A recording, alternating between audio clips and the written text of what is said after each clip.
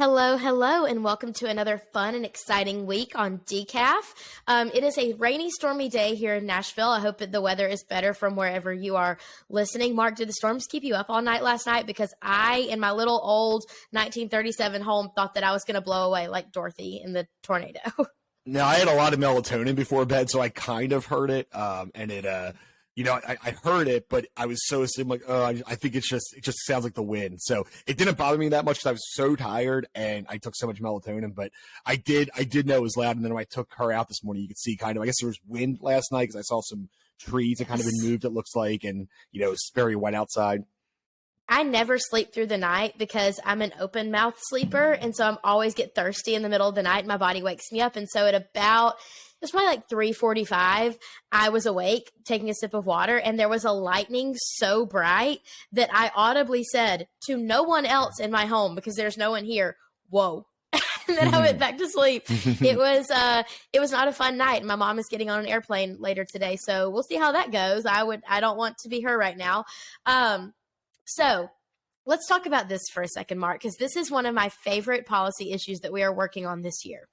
Everyone who has been listening knows that last year we did a big listening tour all over Tennessee, focus groups, statewide poll, and the number one issue that came back as bugging the crap out of Tennesseans and they need something to be done about it is the cost of housing. And I just saw a new article the other day that said that Tennesseans are getting frustrated. Nashville's rent is skyrocketing. Tennessee has the fourth most expensive housing prices in the entire country, which is shocking to me because I would think it would be like Florida, California, New York, and Illinois because of Chicago. Like, I would not think Tennessee would be the fourth highest, but it is. It's the fourth highest. Ron sent me an article just the other day, and it's frustrating to people. Yeah, I would know it's the fourth highest because of the cost of the house. Like, it probably costs more in New York, California because the taxes are Illinois, but that's not included in the cost of the house. So the actual cost of the house, Tennessee might not be fourth, but for the the initial cost of just what you pay out of pocket, I mean, I believe that, especially in Nashville. It's so much higher. And so as part of our blueprint for a freer Tennessee for this year, we've included several areas of improvement that we'll work on over the next couple of years for Tennessee to get a hold of housing prices. And one of those is the home improvement contractor's license. Now, I didn't know that this was a thing until Ron brought it up to me. But in several counties in Tennessee, there are two different licenses for contractors. There's the general contractor, and they can work on projects $25,000 and above, which makes sense. General contractors typically work on larger buildings, building large homes, whatever. The cost of the project is going to be over $25,000. But then there's the home improvement contractor's license. This license is for smaller projects. Someone who wants to come in and add a mother-in-law suite. Someone who wants to come in and build out a laundry room attached to their house so that their laundry rooms aren't in their kitchen. Smaller projects like that, but projects that can make a huge difference as far as square footage, usable space, and space for people to live. Building out a basement, for example, to add room for another child. There are projects that a home improvement contractor can do that you don't need a general contractor for.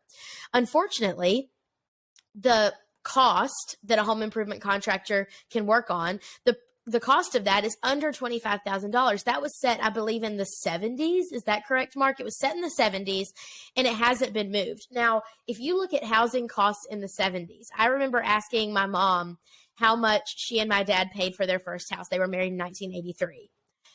If that was the cost of a house right now, I could have a whole enterprise of houses, I feel like, but that's just not the case right now.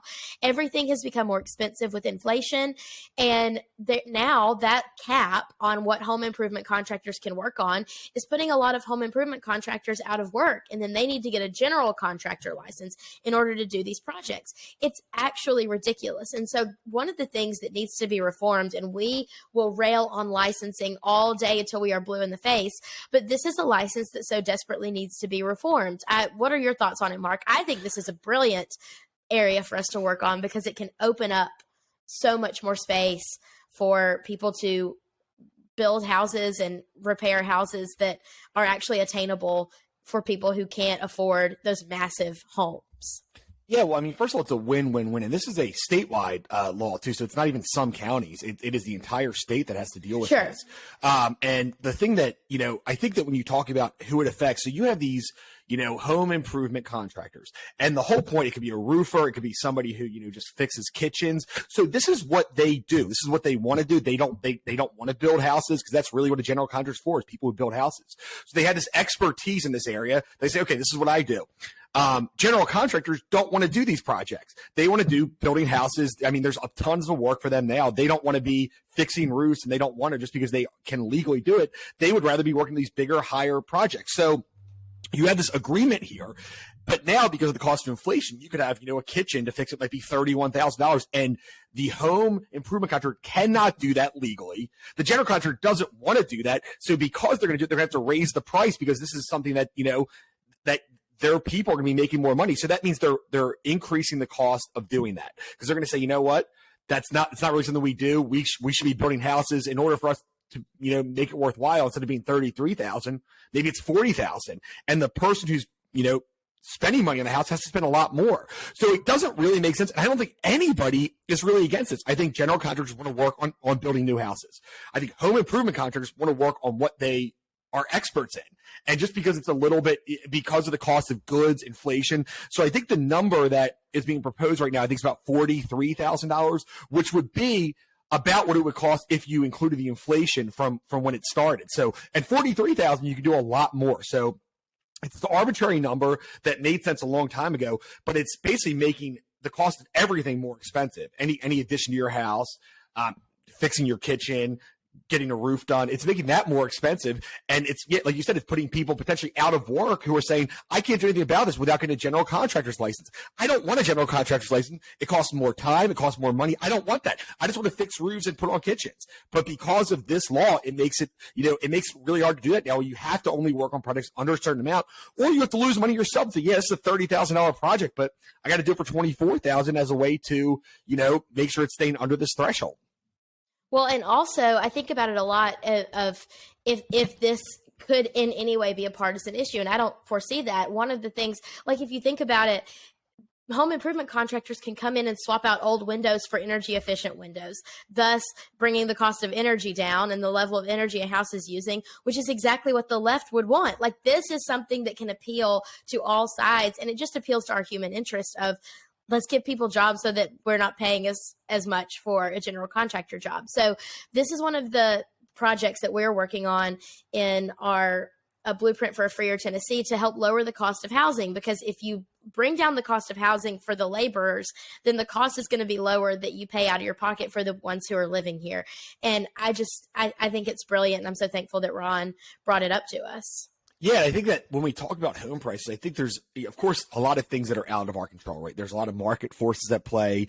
If it's an area that people want to live in, it's going to be more, costly to do that. But we can talk about what the government does. And these are rules, arbitrary rules, oftentimes not useful, that the government does that increases the cost of housing. So I do think, like, it's not that we can say, oh, we can't fix the market to make, housing cheaper, but we can take the government out of places where they're not supposed to be. And we're going to talk later about, at some point, maybe not this year, but about zoning and how that really, does increase the cost of housing, maybe more than anything else. But what we're doing is we're trying to fix basically the government, where the government has overreached and has, inadvertently, not on purpose, but they caused the cost of what it costs to own a house to go up. And that's something that's what we're working on. So we're kind of doing these things around the edges. Yes, it's not going to make a house from $400,000 to $150,000, but these matter. Saving $1,000 at a time from regulations that don't make any sense. It's the way to lower housing without, affecting the actual housing market. It's the government getting involved and making things more expensive. Yeah, I totally agree. So stay tuned and watch us for more reforms that we want to put in place to make everything less expensive for Tennesseans, because the fact that we're the fourth highest in housing costs, ridiculous. Let's switch gears a little bit and talk about identity politics. My least favorite thing in the entire world, identity politics. Mark, tell everyone the story that you told me earlier, and then let's get some reactions. Yeah, so I'm sure everyone has seen there's been a couple of train crashes, across the country, including in Ohio, which is a big one. And there's a former state senator, Nina Turner, very, very famous. She was one of Bernie Sanders' biggest surrogates. And she basically went after Mayor, I guess not Mayor Pete anymore, but Pete Buttigieg, and said, you know he what? will always be Mayor Pete to me. Yes, yeah. Even if he's president, he'll still be Mayor Pete. But she went after him. Yeah, but she went after him. She said, like, this is, unacceptable. This is somebody who doesn't really know what they're doing, such as that. And she got just attacked. Now, this is a very liberal person for going after saying, well, you're homophobic because you're going after, a gay man who's apparently didn't do his job. But it's gotten to the point where anytime, and this is a real problem in society, I think, that anytime you criticize somebody for a job done, and listen, I am not a Nina Turner fan. In fact, I'm one of her biggest detractors. But she called it like she saw it. Whether or not she's right is not really relevant. But this whole idea that you attack somebody's policy, you attack somebody for what you consider being wrong, and you're automatically like a racist, a homophobe, a transphobe. You hate an ageist, a sexist, whatever it is, and it's getting old because you can't attack people on even their policies. You could not mention anything about them and say, I don't really like what this person did, and there's still this swath of people who are going to call you a name because you're attacking somebody's policy. You can't attack Joe Biden because he's too old, right? You can't attack, and it's the same thing. You can't attack somebody on the right because you're attacking all Christians when you're taking on somebody who just happens to be a Christian. So. Mm-hmm. I'm really just done and fed up with this idea that we can't have real discussions in our country. That's what the problem is, because you can't have a real discussion without being called something. Because the moment you attack somebody who is in some way, either a group of people that's a minority or a group of people that, just what if it's a Christian, somebody you don't like, and you can really bring this up and say, oh, you're attacking all of these people instead of just actually talking about what the issue at hand is, right? If you attack somebody and you say, I don't like Mayor Pete, because of this, and this, and personal things, like, you're probably being homophobic if you're talking about his personal life. But that's not what this is about. This is about actually talking about the policies and what he's done, as director of transportation secretary. So it's really gotten to the point where it's so absurd that even the leftists are kind of turning on each other, where you can't even, you can't even criticize somebody else on the left, no matter what it's about, because you're going to be hitting one of those, whatever minority checkboxes or checkboxes of people who are going to claim it that, you can't attack my ideas because I'm this. It's like, that is insane. And it's such a bad precedent for our country.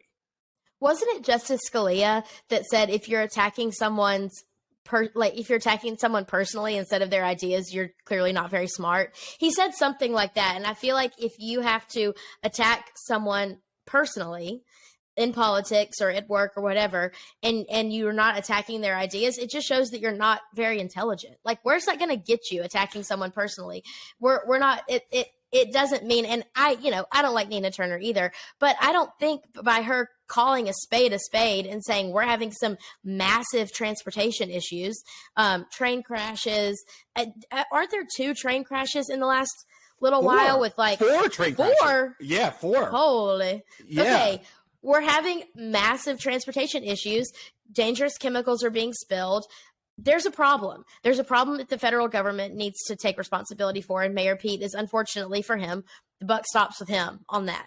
And that's all she was saying. And if people are coming out who are Mayor Pete fans saying, well, you can't criticize him because he's gay, it's like, well, I'm criticizing his ideas and his thoughts, not anything about his personal life, because his personal life isn't the reason why he's the Secretary of Transportation. Like, it just doesn't make sense. Like, his personal preferences don't make him in his job. Like, it shouldn't matter one way or the other about things about you personally, as opposed to the quality of your work. That's all I'm saying. It shouldn't matter. I would also add, too, because I think that it's important to think of it from this perspective, is that, talk about ideas. Because I think that, you also, outside of all of this, like the identity politics thing, which, I hate to begin with, but, somebody says something, say, a Republican legislator says something, oh, I really think that we should do this for school choice. And somebody said, oh, well, you supported Trump, who's this, this, and this, so I'm not going to listen to you. It's like, instead of talking about ideas, they're talking about, and it's like, sometimes it's like three degrees of separation from what actually happened. It's like, oh, you like this person, he's friends with them, and he's a sexist, so how can I listen to you about school choice, right? It's like, there's so much, and it really is on both sides. It truly is on both sides, and, whether or not there's one that's worse, you could probably have an argument, but it's just talk about the issues without, coming to these personal attacks, personal insults, having to feel like, oh, he made a good point about this, so I'm going to call him racist, sexist, whatever. Or it's like, oh, I'm going to bring this other thing that's completely irrelevant to the conversation because I don't have an answer for this actual policy, right? And that's what happens. And that's what I'm And I talk about this all the time. People say all the time, you're comparing apples and oranges. When you do stuff like that, you're comparing apples and bicycles. Like, it's not even the same thing. We're not even talking about in the same realm. We're not on the same page. We're not in the same book. We're not in the same library. We're talking about completely different things. So I agree with you. I think that identity politics needs to go away. And that's something that, I think growing up with my political preferences in the South and being surrounded by people who thought like me, I used to get really caught up in that in my early 20s and was that person of, well, I'm not going to listen to you because you're friends with somebody who believes something that I don't believe, and therefore you have no credibility. I have grown out of that. Thank God I've grown out of that, but I can see how easy it is to get caught up in it. You can blame the internet. You can blame the media. You can blame everybody's tensions being stoked all the time. Oh, he's mad about that, so maybe I should be mad about that too because we agree on things. Cut it out. We got to, as a society, we got to cut the crap. We can't keep lessening people's opinions and the validity of what they're having to say based on some arbitrary personal preference or personal alignment. I actually just saw an interview, which is really cool, or debate, I guess. It was Anna Kasparian from the Young Turks and Ben Shapiro. And they just kind of had a whole discussion where it was actually super refreshing to see. They didn't insult each other personally. And I mean, one is basically a socialist. Obviously, Ben Shapiro is very conservative. And they just had a good discussion and kind of talked through that. And they basically both talked about why it was important to have discussions about that, to talk about issues and to talk about where there's disagreements. And not only that, like where there's common ground. So it was really great to see that. Again, it doesn't matter what they actually said, but it's like the lack of name calling or saying, oh, you're a Trump bootlicker, so you have no opinion on this thing, or oh, you're friends with Bernie Sanders, a socialist, so I'm not going to listen to you. So it was just a really nice discussion, and we need more of that. It doesn't really matter. I think most people say they want more of that, but I don't know if they actually do. It's one of those things where, people are like, oh yeah, we want civility in politics, but oh, I love when this person goes after them because he's on my side. So I just would like to talk more about issues, and I think, if I'm being honest, that's really devolved. And even though it is a both sides thing, it seems like the left has really gone very far on that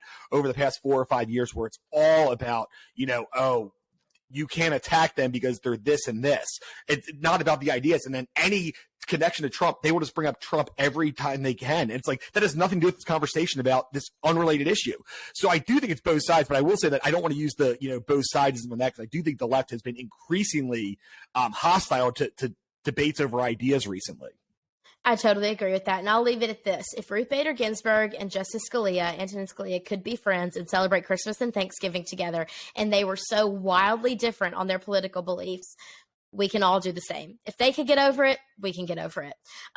Let's talk really quick about the Super Bowl. I had the time of my life at the Super Bowl. Now, I did think that it started at 6:30 when it actually started at 5:30. That was my bad. So I did miss the first few minutes, but I thought that the game was well played, horribly reffed, and wildly entertaining. Mark, what were your big takeaways from the Super Bowl? I basically agree with you. I actually thought that, I will say, I think the reffing got a bad. I thought the reffing was fine. I would not have called that last defensive penalty, but that was one. I thought overall, that was actually pretty well ref game. I think this was, compared to watching the Bengals Chiefs, there was one call that I would not have called. It also wasn't a horrible call. I just would have let it go. Because it was close enough. It wasn't like it was insane. But right. I thought the referee was pretty good. I thought it was a good game. I think you could see that. And I mean, this is the one thing I noticed was, other than Patrick Mahomes being amazing, was that the Kansas City just has a better coaching staff. They were able to adjust. Wow. Jonathan Gannon, the Eagles defensive coordinator, just got a head coaching job, looked lost in the second half, and the Chiefs did everything they want. And there was so much talent in the Eagles defense that really that was the biggest takeaway, is that the Chiefs made the adjustments needed. The Eagles didn't, but they scored enough points. The Eagles defense didn't, and that was really the issue. Jalen Hurts played a great game. When you score 35 points, you should be winning those games. Right. I totally agree. The Eagles, I will always, Nick Saban did a little video wishing Jalen and Devontae and Landon Dickerson a happy game. And I thought it was really sweet and it was fun to watch them. My personal Super Bowl was the halftime show. I pre-gamed for the halftime show through the first half. And then I emotionally processed what happened in the halftime show during the second half. Rihanna, I knew the moment I saw her, she was pregnant. And everybody was saying, is she pregnant? Is she pregnant? Yes, she was. I have watched it on YouTube so many times since the actual airing of it. I have watched it over and over. I know you don't understand, but it was one of the most as far as production value, incredible halftime shows I have ever seen. I think it's incredible that the artist themselves pays for everything. The Super Bowl, the NFL doesn't pay for the halftime show. The artist has to pay for it, and they don't get paid for it. And man, Rihanna's team spared no expense. The floating platforms, all the choreographed dancers, I thought it was so incredible. And we all know that I was excited about the commercials. Most of all, my favorite commercial, and this is a hot take, but my favorite commercial based on just the social aspect around it was the Tubi commercial where it looked like someone had sat on the remote. Every single person in the room, I was watching it with like 25 people, everyone turned on each other and then the dog so quickly. And we were all yelling, where's Luna? Where's the dog? The dog's on the remote. It was a brilliant marketing. Everyone's talking about it. It was brilliant marketing. Some of the commercials were really stupid. I may be the only person. I may be the only person in America who liked the Scrubs, John Travolta, Summer Lovin' cable commercial. I was living for that because I am a musical kid. But Tubi had my favorite commercial. Mark, what was your favorite? Well, I want to say one thing. I feel like the John Travolta thing, it's like they basically just did this nostalgia thing, which people like, right? But it wasn't well executed. It just, you only like is the song. It wasn't a good, clever commercial. They just got something from a movie. So it's like, and I agree with you, the Tubi commercial was just from people are talking about it, that's what they want. A lot of people had never heard of Tubi before. The one weird thing you said, I don't think anybody thought that halftime show was anything more than mediocre. I just heard a lot of it was fine. Like, it was not, I feel like 2 years ago, heard a lot about Bruno Mars or whenever that was. And Bruno was incredible. The Weekend, you even heard some stuff about. And even last year, it's like, oh, yeah, it was pretty good. Like, I've not heard anybody say that about this halftime show. I've heard either it was disappointing or it was okay. You're the only person who lived for it, I think. Because it was just, and I don't, she's fine. It was like below average. Oh my gosh, I thought it was incredible. All the dancers so perfectly in sync, the colors, the fact that she was in red and she stood out among all the dancers in white. I thought it was perfection, art. I guess we're just not listening to the same people because I haven't heard that it was horrible. Everyone's like, oh, it was fine. Like I've looked at, like, I remember the absolute every post on Facebook after Bruno Mars about how good it was. A lot of people posted last year about how excited they were beforehand, and they're like, "Oh, it was really good. It was cool to see that. It was really nostalgic." I just have only heard 5 out of 10. It was a fine halftime show. It was okay. It was cool that she's back, but she also played. I know a lot of songs that people did not care for her song selection either from what she's done. So I thought the songs, maybe it's just because I do like Rihanna a lot, but I thought the songs were perfect. I was upset that she Honda Replay should have been played. That's insane. Honda Replay, her first hit, so good. Do you know that she sold more records than Beyonce? She's the highest selling artist of our generation. Did you know that? I did not know that, but Beyonce, Beyonce's not good. Rihanna's way better than Beyonce is. She's not. Rihanna is way more talented than Beyonce. Her songs are catchier. I don't get the Beyonce, I feel like Beyonce is just good, and Destiny's, I think her solo stuff's been terrible. As Destiny's Child, they were good. But I don't understand how everything is compared to Beyonce. She is fine. What is all this love for her? When did this start happening? It's like it's like Bob Dylan or the Rolling Stones, or Beatles. Everyone talks about them being this great thing. It's like, well, I feel like sometimes in society, somebody just made that be the case. It's not actually true. There's nothing to back it up. But at some point in society, everyone just kind of acknowledge, oh, we're going to say this from now on, and not actually review them from their songs. Because she is so average. She's fine. I don't even know what to say to all of this. Kelly Rowland is better than Beyonce. And I'll say that. She has better songs and a better voice. I don't know what to do with all of this information that you're putting in my brain right now because I so vehemently disagree, and we could have an entire episode about it. But I will leave it at this. Beyonce, I love you. Rihanna, I love you, and I thought you did a perfect halftime show. But Bruno Mars is still the best halftime show I've ever seen in my entire lifetime, and I still go back and watch on YouTube all the time. I'm not even a Rihanna fan. I think she's twice as good as Beyonce, at least. That's fair. Beyonce's still great, but that just means Rihanna. No, wrong. Rihanna's like an 8 out of 10, like music wise, and Beyonce's like a 4. So like, I think I like some of Rihanna's songs. I feel like they're catchy. I don't know. Maybe Beyonce's a great. Okay, maybe she's a good songwriter. Like, I won't take that away from her. I know that Lemonade song made it because when Jay-Z cheated on her and everything like that. Like, so I'm not talking about hair. I'm not talking about songwriting skills. I'm talking about strictly songs and voice. And I think Destiny's Child was great. She has not had catchy songs, in my opinion, afterwards.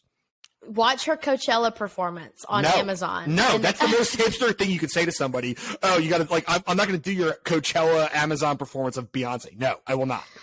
Okay, well, I live and breathe for Beyonce's Coachella performance on Amazon. So there's that. You know what else I live and breathe for, though, is true crime. And to wrap up the show, Mark, I feel like for a while you didn't understand my true crime obsession, but you've started to get more into it. And I think it's because you're married now.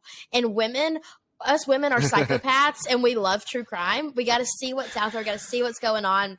The Murdaugh murders out of South Carolina have captivated me. And I know Justin's wife, Kara, we've talked about it so much for so many years. And this man, Alec Murdaugh, is finally on trial. And the evidence is so undeniable that he killed his wife and his son that he's got to know his fate. I mean, they released a Snapchat video that his son tried to send like an hour or so before he was found dead, and his dad was there. Like, it's just so, I mean, the guy's got to know his goose is cooked. Like, he's got to know. He's right? just kind of like, yeah, and I mean, if you ever follow this case, it's like really rich South Carolina, like, family, like even empire in the Low Country, and it's like They were basically in charge of this town for 100 years. And I think that, you know, there's this sense of privilege in that he's always gotten away, and I'm not talking about white privilege, I'm talking about actual privilege of just being super rich and owning the town, but like he's gotten away with basically anything he wanted in this town and lying for so long that he thinks he just makes stuff up. And that's what it seems like, because he originally said, oh, I wasn't at the house beforehand, and then like there's evidence of that. Like, he's just blatantly lied. But I get it, because like he's gotten away with it for so long. I think he just assumed things are gonna be okay. I mean, he essentially helped try to get his son out of a murder charge on the boat. Like, he's just done this for so long. And I think the scariest thing about hearing the story, because I do, you know, I'm not on the jury, I don't see everything going on, but I'm guessing that he's gonna be found guilty. Who knows? OJ was found innocent, so who knows? Fair. But I think the scariest thing is what else has been done in those years. We know he took advantage of a bunch of people he represented. He took money from people who deserved it. He stole so much money. So much money, and he was broke anyway. Like, this man, what is he doing with his money? He hired a fake hitman to try to like come and shoot him, and the bullet grazed his head to try to, I guess, get off from other things. I don't even know, man. But his son was drunkenly boating and killed a girl. Then he killed his son and his wife. In the meantime, he's stealing hundreds of thousands of dollars from people he represented as an attorney. I want to know what else he's done and that he's gotten away from. I think that this is like a conspiracy that goes really deep. And there's other stories that are just weird. Like, I know the housekeeper died in his house, and every murder, there's the one guy who was found. Like, it just makes you feel like, of course, none of that's proven, but it's clear, at least to me. I'm not saying for sure that I know he's okay killing someone, and including his son and wife, who are the two closest people to him. So, like, what makes you think that he hasn't done this many times before? This could be one we're looking back at in like 50 years and be like, well, the Murdaugh family was, you know, 10 murders they were actually responsible for. So it's a really compelling case. And I always like closure. And I don't think we're ever going to get closure on all the other things that might be out there. And even if it's just things that he's covered up, he's a bad guy. No matter what, even if he's innocent of this murder, he's a terrible person. And he's almost clearly not innocent of this murder. The beloved housekeeper who basically raised his two sons fell down the stairs and died at his house. Like, Since when? I'm sorry. Since when does someone just fall down the stairs and die? I mean, it does happen. It happens. If it didn't happen, they would have charged him. Like, it's unlikely, but it can happen. But then, of course, he took advantage of the family as well, which, like, to get that money. So it seems like it could be a plot. Now, if I was a betting man, I would bet he did it, but I don't know. I have no evidence of that. But it's just interesting to see what else has come out. But it's kind of a story that's gripped the nation, not even because it's like, it's what I think everyone and I mean, this is not really me, but anybody who's really lived in a small town, they know that family. That they say, oh, we all know that family. Who everyone like doesn't really like. They can get away with everything. They have to because they basically own the town in whatever way, whether they own all the restaurants or, you know, it's been the mayor or whatever forever. And so I think that this really connects with anybody who's grown up in a small town, not even a small town, kind of medium-sized town. When I know that family is. Yeah. And so it just, I'm picturing them in my head right now, like from Aniston. I know that family. It's true. You get away with anything because you basically own the town. You're friends with everyone. You're part of all the important groups. You go to the important church. You do all the important things. You can get away with anything. And so I have to give a shout out to Mandy Matney. She's a reporter from Fitz News in South Carolina, and she jumped on this case before anyone else did. And she started the Murdaugh Murders podcast back in, I think, like 2020. And I remember for a while there, I would wake up every morning and look at my podcast app to see if there was a new one and listen to it while I was exercising or getting ready for the day. She has been on top of this, and her news organization has been able to hire so many more people because of all of the content that she created. She got on this before anyone else did, and it truly gripped the nation. And, you know, if you're wondering what me and Mark are doing every evening when we get done with work, it's catching up on the Murdaugh murder because it's actually the most insane story I've ever heard.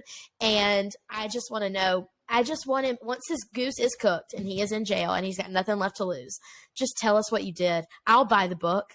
I will buy that book so fast and fund future generations of Murdaughs, whatever. I will buy the book. Just like his son Buster's the only one who's not going to go to jail. So he's going to carry on the Murdaugh also legacy, I guess. Not go to jail. There was that weird murder involving him, seemingly. I mean, so who knows?